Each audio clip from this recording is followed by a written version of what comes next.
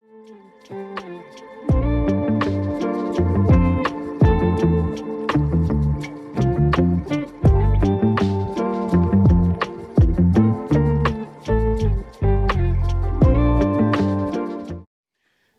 this is Lake Minnetonka.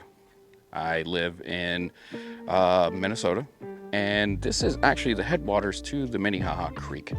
If you're not familiar with the Minnehaha Creek, it is just awesome. It's a creek that runs pretty much into Minneapolis.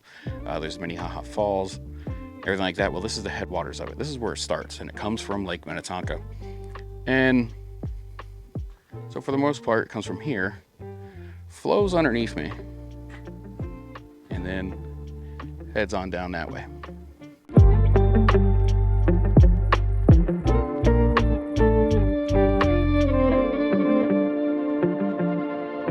Now, if you look here, I'm going to show you. Zoom in a little bit. It just looks like ice. It's all it looks like. Nothing fancy, nothing special. It just looks like a lake that's freezing up. But just wait till I get up into the air.